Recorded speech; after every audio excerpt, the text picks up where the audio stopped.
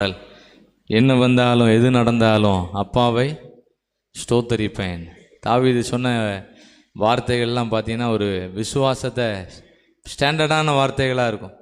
நீ ஈட்டியோட வர, நான் சேனைகளின் இராணுவங்களின் சேனைகளின் கர்த்தருடைய நாமத்தினால வரேன்னு சொல்லுவார். ஆமென். எல்லாரும் படை பலத்தை நம்பி இருப்பாங்க. தாவீது மட்டும்தான் அபிஷேகத்தோடு போவார். ராஜாலாம் எல்லாம் ட்ரெஸ்ஸை நம்பிக்கிட்டு இருந்தார். தாவீது சொல்லுவார், இவன் நிமித்தம் ஒருவனுடைய இருதயமும் கலங்க வேண்டியதில்லைன்னு சொல்லுவார். அபிஷேகம் நமக்குள்ளே இருந்ததுன்னா எல்லாத்தையும் நம்ம ஜெயிச்சிடலாம்.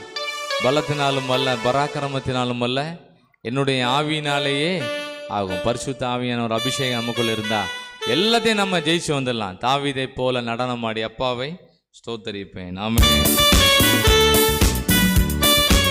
கைதட்டி பாடுவோம் எல்லாரும். ஸ்தோத்திரம்.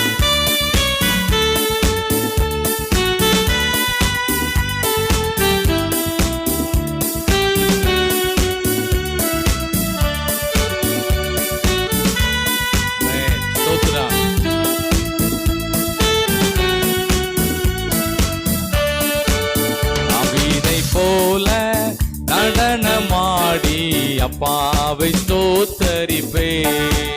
தாவீதை போல நடனமாடி அப்பாவை ஸ்தோத்தரிப்பே. என்ன வந்தாலும் எது நடந்தாலும் அப்பாவை ஸ்தோத்தரிப்பே. என்ன வந்தாலும் எது நடந்தாலும் அப்பாவை ஸ்தோத்தரிப்பே. ஏசப்பா ஸ்தோத்திரம், ஏசப்பா ஸ்தோத்திரம், ஏசப்பா ஸ்தோத்திரம், ஏசப்பா ஸ்தோத்திரம்.